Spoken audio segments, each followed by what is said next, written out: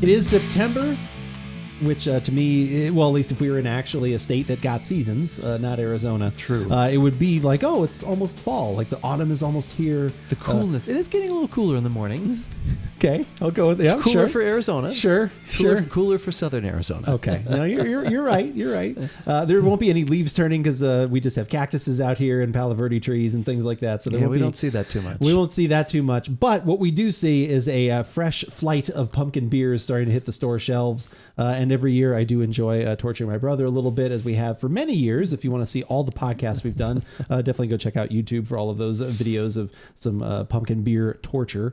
But we've got a couple more of them here for the show, and you actually picked them out. So you actually dove in I did this first. to myself. I have no one to blame but me. It's nobody's fault but my own.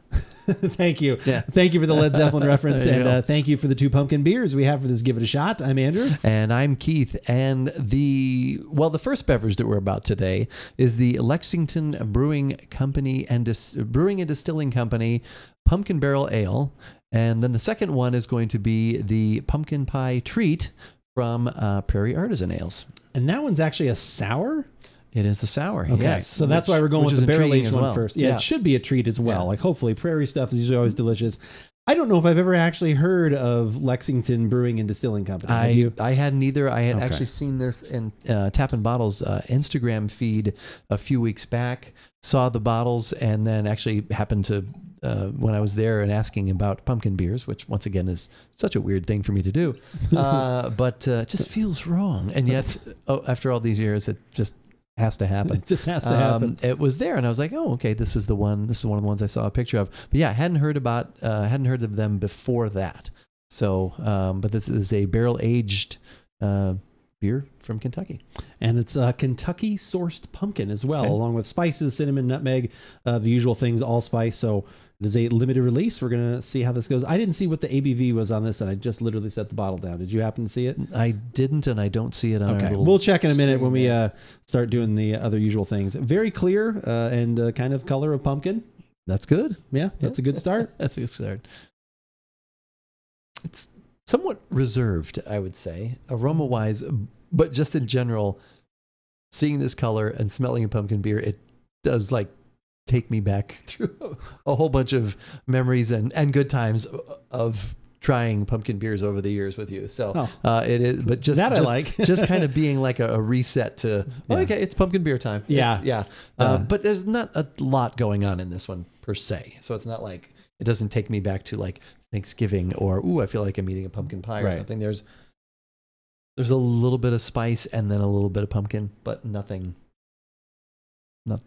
like that just jumps out at me. I would agree. The only thing that did jump out at you when I told you was that it's 10% ABV. Yeah, surprised by that. But is, I think that is a little bit of a jump. No, I would agree. I don't really have anything else to add to that. Yeah, it's just kind of muted pumpkin spice aroma. Nice aroma. It's pleasant. Nothing too over the top. So that could be a good thing. And it also could be good that sometimes aroma is here and taste is here. Yeah, I'm hoping hoping maybe aroma is here and maybe taste will be here. And taste will be up here. Up here. Let's try it. All right, let's give it a taste.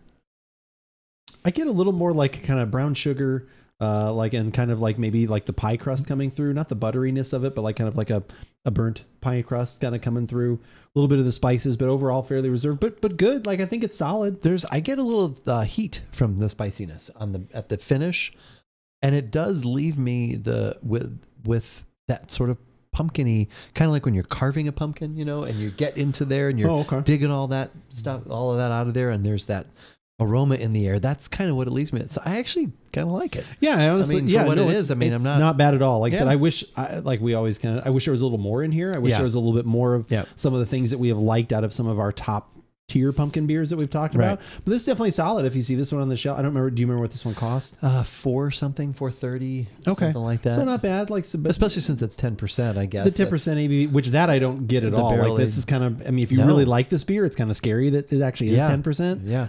So no, it's definitely solid pumpkin beer. I would say. There's.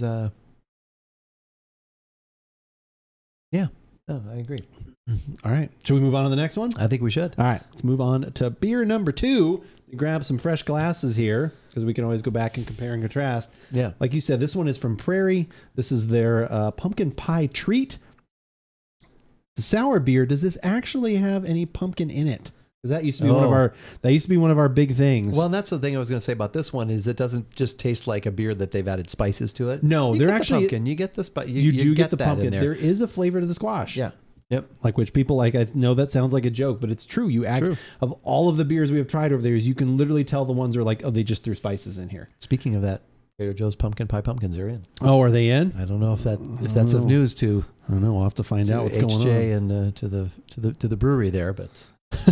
I don't know. We just barely gave out from last year, so I don't. Yeah. It didn't seem to go quite as quick, so I don't know if anybody needs any more of it. I tried to give some. I had one. You're like, I've got enough. No. I actually had one the other day. Toasted marshmallow flavor and pumpkin pie spice blend. So I'm going to say that maybe this one does not actually have pumpkin in it. I'm going to guess that. Yeah. Unfortunately, I also went to their website, and their website with this one in particular didn't really have much on it. Not a lot of information. They have another pumpkin beer, like a pumpkin parfait or pumpkin something. But that was the only one that they mentioned. So this one kind of got forgotten at some point. Yeah. When I looked this one up, the links initially were to that other one that was like an imperial and something heavier. Yeah. And then this one is only, I think, 5% or it's much lighter as far as alcohol goes. That's a different style with it being a sour. So that's kind of what intrigued me too. Is that, wait, a sour pumpkin beer? You said? Yeah, no, I think that's definitely worth giving it a shot. Of course. Yeah. Color much lighter on this one and kind of hazy. Yeah, and like it's almost like a little brownish hue. There's a brownish haze in my pumpkin beer. Ooh, Prairie's bringing some to the table there. That is sour. That is some sour. That is some pumpkin spices, and definitely the marshmallow, cream, vanilla kind of coming through there too. That's got a lot going on aromatically, and definitely the sour. You can tell that this is a sour beer. Yeah, no, you can definitely smell that, which makes me fairly excited. I think I'm pretty excited for this one. Are you ready? Yeah. It's quite delicious. It's pretty good. I think it may have been put in my head by someone here that is in chat during our live show, but it almost kind of has an apple quality to it in the taste. Like I don't really taste any pumpkin. It tastes almost like a spiced apple cider with the little marshmallow, like that kind of vanilla kind of in there too, and a little bit of tart. To me, it doesn't say pumpkin beer, but it's good. No, it's not. It's not a I like pumpkin pie treat. It's more of a pie treat. It's just a pie. Yes. Yeah, it's more like possibly the whipped cream apple because of the marshmallow. Yes, and some sort of pastry, fall pastry treat. There you go. Exactly. Fall pie treat, which was my nickname in college. Actually, was fall pastry treat. Fall pastry treat.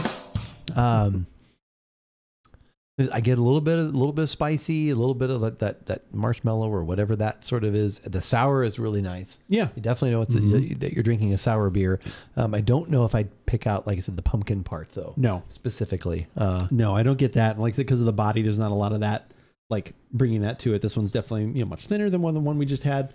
Again, not to compare them too directly, but much thinner, but much more flavorful. Yeah, like I said, bringing a lot more. Like I said, I like this one a lot. Like I said, I think almost calling it pumpkin did a little bit of a disservice to it in a way, because I was expecting more of those things, and I kind of had to take several sips. Like, wait, it's not that. What actually is it? I do like this. What are the and those other components? Like I said, but yeah, it's almost more of apple pie-ish to me, and then with the cinnamon sugar, and then like you said, the whipped cream on top. But it's very good. Yeah, I like this one. Similar price to the other one. This is $4.95. Okay, so same cost as like their tiny S's. They seem like they've got those two levels, like the vape tricks and the sherbet and the slush. Those are like around $2.50 to $3, I think. And this, like, and the tiny S's came in right around 5. So yeah, it was definitely that next tier up for them, but. Yeah, I like it. So of these two, which would you pick? I would think I'd go with the pumpkin pie treat. Yeah, I would have to agree. If you want a more traditional pumpkin, like I said, actual pumpkin beer, the one from Lexington Brewing definitely, I think, hits the spot. If you are kind of open to just being a little different and kind of being some of those holiday spices and flavors, I think the pumpkin pie treat one is pretty delicious. Yeah. We'll find out. We'll go back after the recording is finished.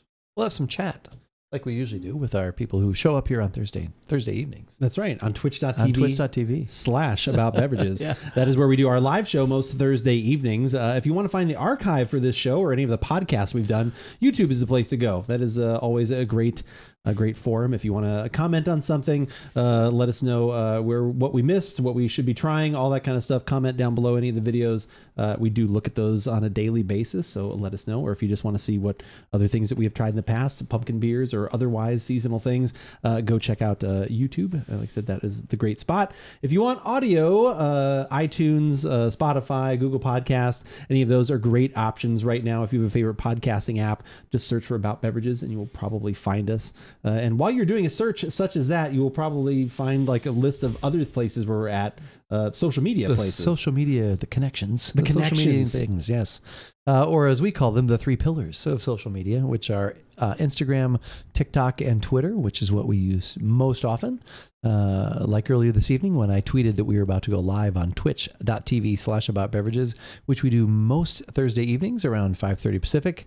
So we get together, record our podcasts, try some different beverages, have some fun chatting with you, and we'll show you the behind-the-scenes stuff that happens that doesn't make it into the actual the little podcasts that come out.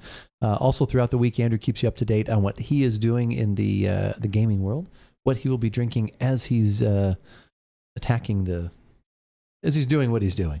I don't want to use the wrong terminology. I got lucky that one time. You did get very lucky when you said rating and trials and trials. Yeah, you hit like on all the things. I was like, oh my God, I said it right. You did. But he'll keep you up to date on that throughout the week.